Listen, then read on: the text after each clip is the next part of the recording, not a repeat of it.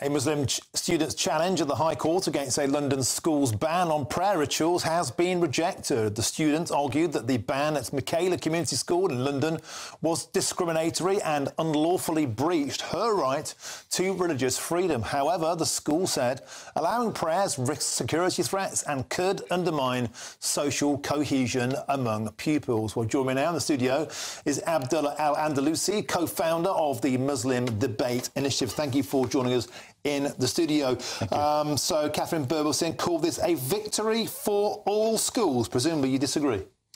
Yes, I think it's unfortunate. I mean, why is prayer deemed to be a threat in society today? There's always a lot of complaints, especially on GB News, about Christianity and Christian practices being restricted in secular Britain. And yet, when it comes to other religions, we celebrate, unfortunately, these bans and students being prevented from simply praying in their lunch breaks. When they would be presumably playing games, they would just want to choose to pray instead, and that's going to be banned, unfortunately.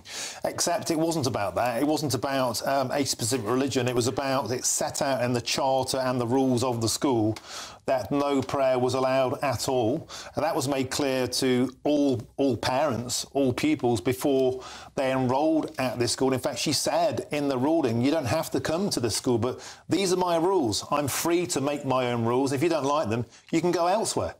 Well, actually, she said she used to allow people to pray in the yard voluntarily.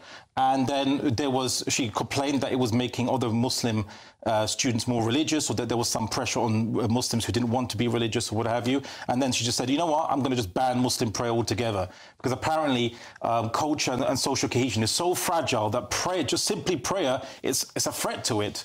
If such a culture is so fragile that prayer is a threat, we need to re-examine that culture. Well, maybe we need to re-examine the culture that emerged from this, a backdrop of events including violence, intimidation and appalling racial harassment of our teachers. That's the backdrop, the consequence of this decision. Surely that proves that introducing prayers, special treatment for whatever groups within a school, when it leads to this kind of intimidation, it proves the point. There should be no special dispensation for Muslim prayers in British schools. The High Court agreed. Well, such things are actually deplorable, but they were coming from outside the school, not from inside the school. So it seems like Catherine just buckled to outside pressure and decided just to ban everything.